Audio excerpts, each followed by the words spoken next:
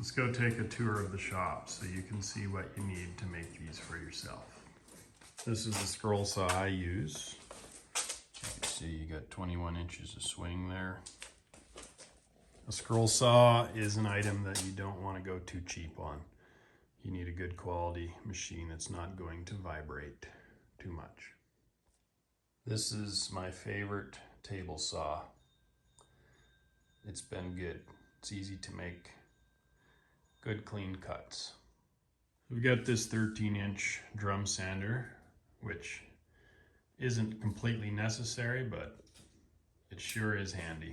And I don't even use a planer anymore. If I want to plane some wood down, I just put some 40 grit or 36 grit on there and use it for a planer and get better results than I do with the planer. And you can go nice and fine too with it. Of course, if you're using good quality plywoods instead of hardwoods, you wouldn't need this machine anyway. So for waxing my teeth, I'll warm the wax up in this warmer and run that in there and then polish it out. For the bigger wheels that don't get in there very good, I use that tray. Nice to have some MDF blocks that are nice and flat with some sandpaper, temporary adhesive on there for getting fuzz off your wheels and whatever else.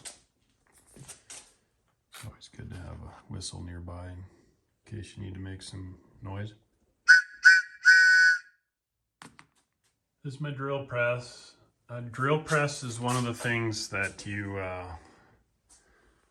are not going to want to get too cheap on. If you have a really cheap drill press, you're going to end up throwing it in the garbage and spending the money on a good one. For cutting steel axles, I just use this tile saw with a metal cutting wheel in it. For polishing axles and arbors, I just put a polish wheel on a bench grinder and you can put some of that polishing medium on there. And for my bandsaw, I just get this cheapo thing here because you don't need much for a bandsaw. And I got these blades that are 18 TPI. They work nicely for doing what we do with when you're making clock wheels, and you can also cut your brass with that. Don't cut steel with it though, unless you want to change the blade every minute. It's nice to have a lathe, but it's not completely necessary. You can buy dowels typically in the sizes needed, and weights, you could probably improvise a bit with your weight, but it does come in handy to have this lathe. And I got on here, I'll show you this here, what I call a round sanding jig I made. So I just put the wheels on there like so, and this slides in there, so I can push that with that, and then pushes it up there, and I can turn that to get a perfectly round escape wheel. And I just use temporary adhesive on the end of that so I can peel those off and put on new sandpaper. And then I use these 1-inch by 30 ribbon sanders. I have one with 80 grit and one with 240, and that's served me well for pretty much whatever I need. Dremel tool is pretty handy. A little polish wheel on the end for polishing out the paraffin wax on your gear teeth.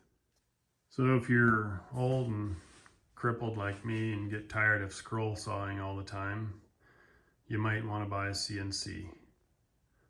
So this is what I got. It's a little bigger than what I need, but open builds is what I have, and it works fine for what I do. And then it's nice to have some of these blocks that are adjustable for, like, stack them, you know, like that. Do some of this stuff for driving arbors and stuff through. And these are nice and hard, MDF. So if you want to put your trundle pins in there, when they hit the MDF, you can tell right away when they bottomed out. These are handy, but not completely necessary. Sized punch sets. Needle files, you're going to want to have some of that for deburring your arbors. And I use this nice clear ruler for piecing together the plan collage. I use this for digging out the channel in the pendulum hanger. That's the little 5/32 dowel in the pendulum hanger. These nail files are great for everything. This will be good for marking the holes before you drill them. You make a little dent in there, and then these brad point drill bits. You got to have some of these. You want quality brad point bits so they don't wobble. These are from Lee Valley. Sometimes I use regular bits as well. And that fella there, he's nice to have, but definitely unnecessary. That's for the extra deep, difficult holes. And if you're doing CNC building, I just tape the wood that I'm gonna cut to the table with two-sided tape. So this is two-sided carpet tape, indoor carpet tape. And then when I'm done, I peel it off very carefully with these.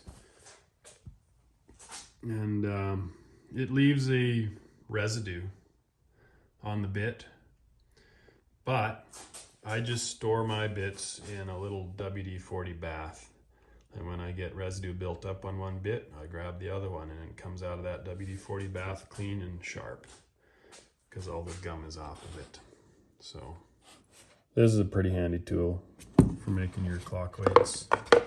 If you're gonna do a segmented or whatever you call that. I got 10 sides on this. I call it a tentagon, but I know that's not proper. And then I put caps on. That's got to go in the lathe yet. So this tool's pretty handy for setting your saw up for that. Good to have an assortment of clamps. They don't need to be expensive. And I got this El Cheapo tap and die set.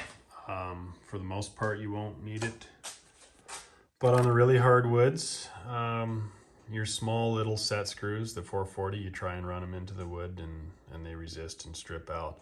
It is helpful just to run a tap in there first, and then you'll find that those little 440 set screws go in without a fight and don't make a big mess. Sometimes even the bigger ones. And that's pretty much it. Pretty much all you need. And hopefully I didn't forget anything, but if I did, it won't be that significant. So yeah, you don't need much. So if you're not set up yet, get some stuff. You don't need much space, and get building. You'll be glad you did.